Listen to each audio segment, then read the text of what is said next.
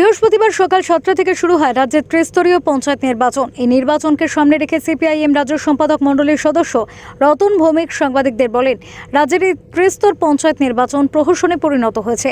সকাল থেকে বাগমা, করাই, মুড়া, কাকরাবন, জামজুরি সহ বিভিন্ন পঞ্চায়েত এলাকার শাসক দল বিজেপি বিরোধী দলের প্রার্থীর সমর্থকদের উপর অত্যাচার করছে। ভোট কেন্দ্র থেকে প্রার্থী সহ এজেন্টদের বের করে দেওয়া হচ্ছে। পরবর্তী সময়ে ছাপ্পা ভোট দেওয়া হয় শাসক দলের সমর্থিত কিছু সমাজদ্রোহীদের পক্ষ থেকে। এই নির্বাচন গণতন্ত্রের পক্ষে কলঙ্ক বলে উল্লেখ করেন রতন ভৌমিক। তিনি বলেন, এই নির্বাচনে আগামী দিনে মানুষ তাদের ঐক্যবদ্ধভাবে জবাব দেবে, এমনটাই জানিয়েছেন তিনি।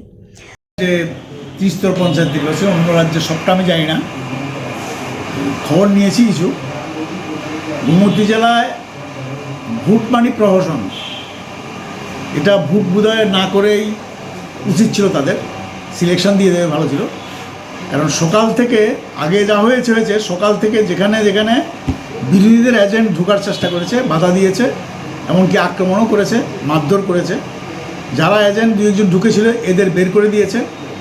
তার মধ্যে অন্যতম হলো কোরিয়ামুড়ে একটা স্টেশন আছে, বিএলডব্লিউ স্টোর, লিটন ঘোষ আমাদের এজেন্ট। সে যখন গেছে এজেন্ট ফর্ম নিয়ে, প্রিসাইডিং অফিসার থেকে বিজেপি এজেন্ট ফর্ম নিয়ে চলেছে। তারপরে যাই হোক, এই এজেন্ট ফর্ম পায়নি। Bureau report, SD news media, Tripura.